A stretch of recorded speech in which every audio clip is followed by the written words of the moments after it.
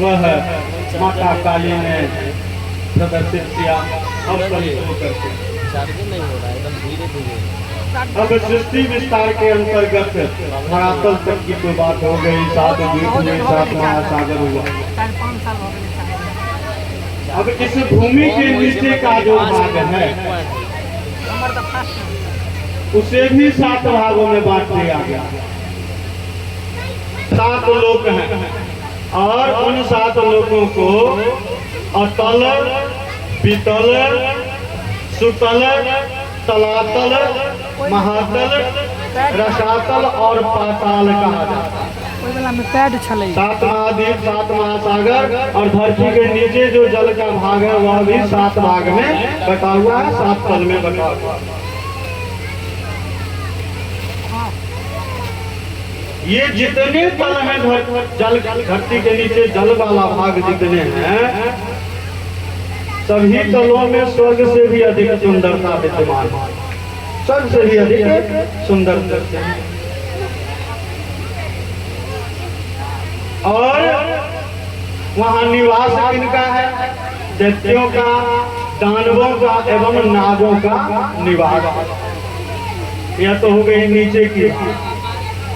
अब भूमि के ऊपर भी 7 लोग, 7 महाद्वीप, 7 महासागर, 7 तल और भूमि के ऊपर भी 7 हो गए, 7 लोग हो गए। क्या कहलाते हैं?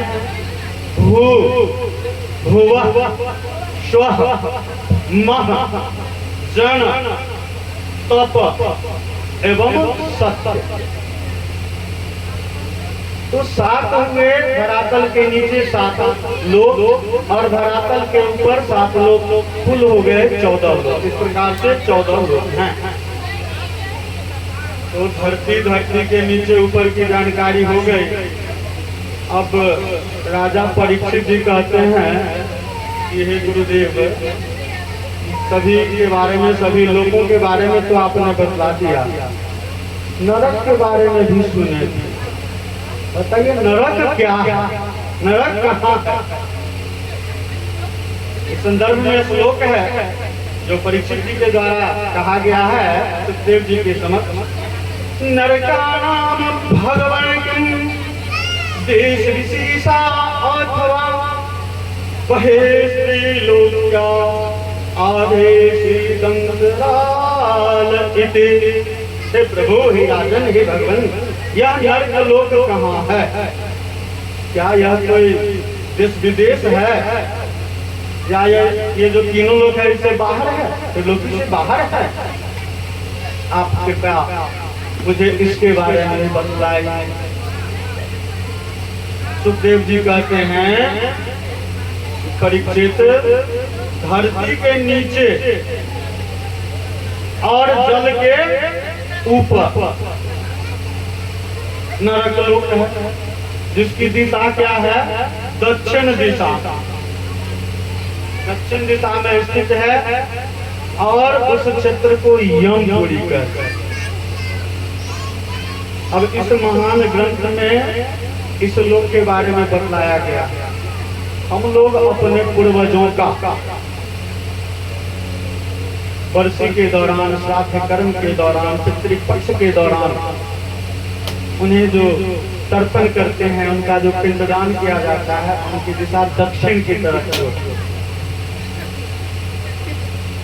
तो यह स्थिति उन्होंने बतला दी। अब इस यमपुरी का वर्णन है। सुखदेव जी कहते हैं कि सभी लोगों के बारे में तुमको मैं बतला रहा हूं। धरती के नीचे जो 7 लोग था उसमें से अतल लोक का जो राजा है, नए दानव का पुत्र, असुर बल का निवास, अतल लोक का पहले। दूसरा वितल लोक है। वितल लोक के स्वामी भगवान हाटकेश्वर महादेव हैं, जो अपने पार्षद गणों के साथ निवास करते हैं। तीसरा है सुतल लोक। वहां पर पवित्र कृति विरोचन पुत्र बलि रहते हैं, और वे वही बलि हैं जिनको भगवान वामन ने तीनों लोक छीनने के बाद प्रदान किया था, क्योंकि उन्होंने मांगा था कि प्रभु कम से कम आपका दर्शन हो। चौथा है तलातल, इसमें दानवराज मैं का निवास स्थान, जो कि सभी मायावियों के गुरु हैं।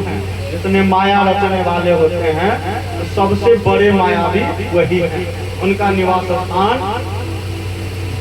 तलातल लोक। पांचवा है महातल।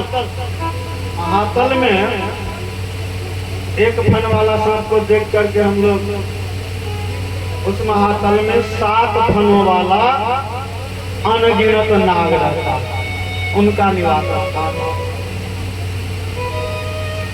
और उन नागों के समुदाय का नाम है क्रोधवश। क्रोधवश नामक नागों का समुदाय। रसातल छठा लोक है, इसमें पनी नाम के दैत्य और दानव रहते हैं। दैत्य और दानव दोनों रहते हैं। दैत्य एवं दानव का काम क्या होता है? अंत करना। अब उसी समय से यह परंपरा चली आ रही है, जो अभी तक हम लोग कहते हैं, क्रोधित होते हैं और क्रोध होकर के कहते हैं इतना मार मारेंगे कि रसातल में भेज देंगे। इसका मतलब क्या हुआ कि वहाँ पर दैत्यों का दानवों का शासन है, तुम्हारा अंत हो जाएगा, तुम्हारा कुछ नहीं बचेगा।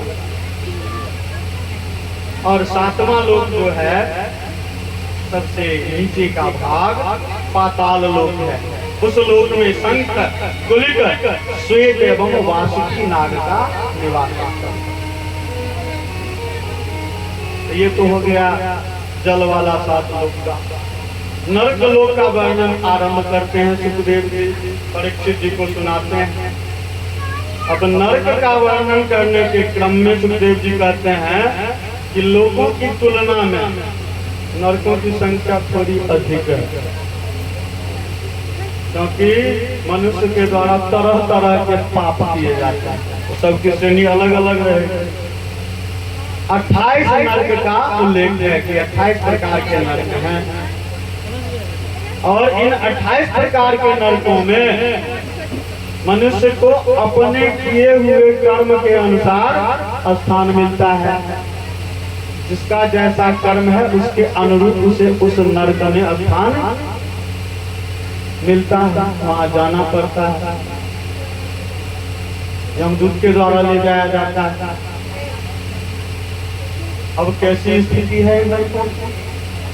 जो व्यक्ति दूसरे का धन, दूसरे का संतान अथवा दूसरे की स्त्री का हरण करता है, उसकी क्या दशा होती है?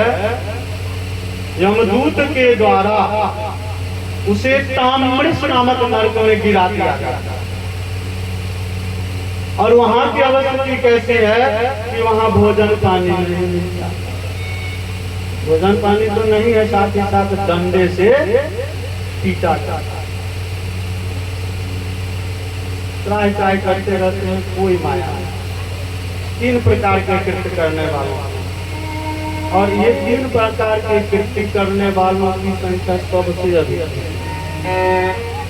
दूसरे का धन कैसे बहुत कमा रहा है, किस तरह से उसे क्षति पहुंचा।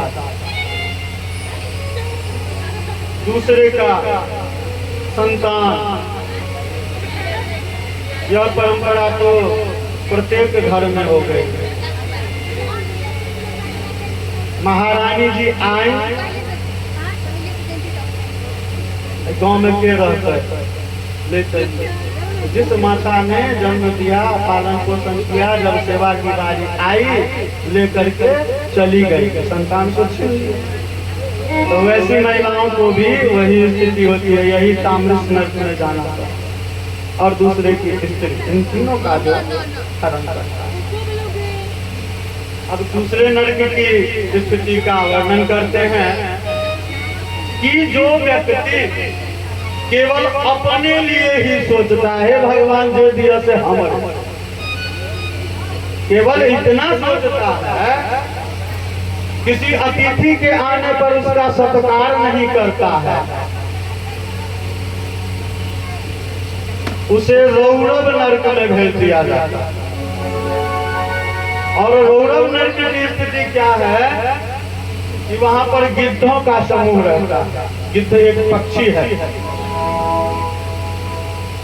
जो बुजुर्ग हैं उन्हें तो गिद्ध से दर्शन मिला होगा। वर्तमान समय में लगभग गिद्धों का समुदाय लुप्त हो गया। तो गिद्ध क्या करते हैं, जीवों के शरीर को नोच नोच करके खाते हैं।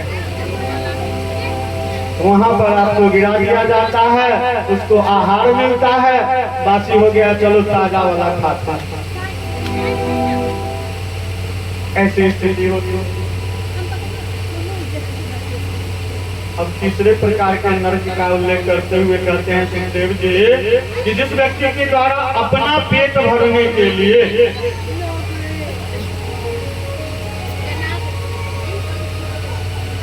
सबका सेवन करना तो चिंतन मनन के साथ है, इसका थोड़ा विशिष्ट चिंतन मनन हम लोग करेंगे।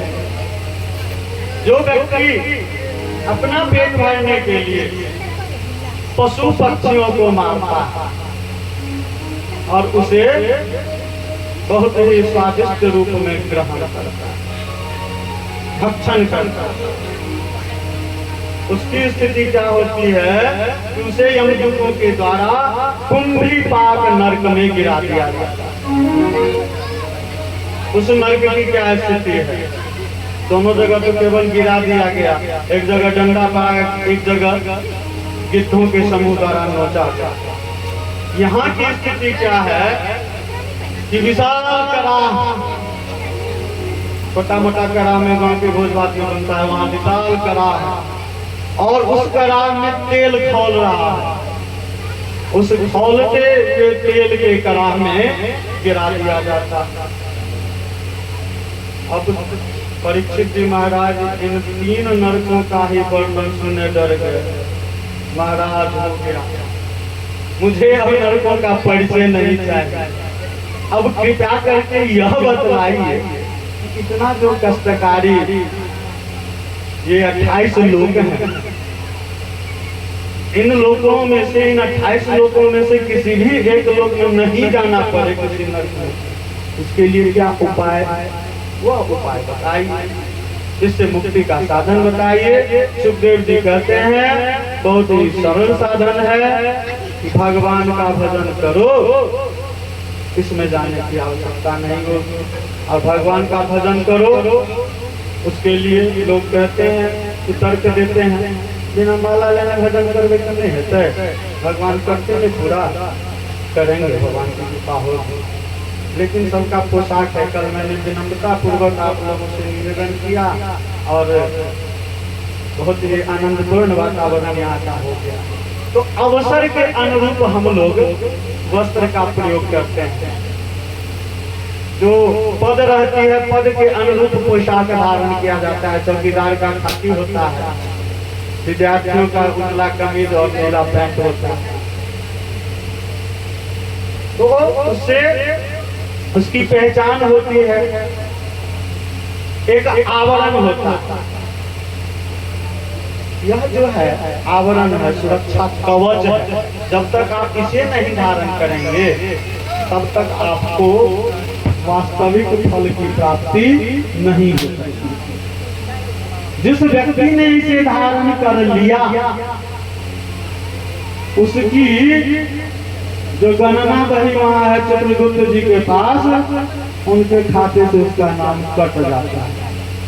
अब उसका गणना वहां नहीं होगा, उसकी गणना कहाँ होती है? गोविंद के यहाँ होने लगती है, मुक्ति मिल जाती है।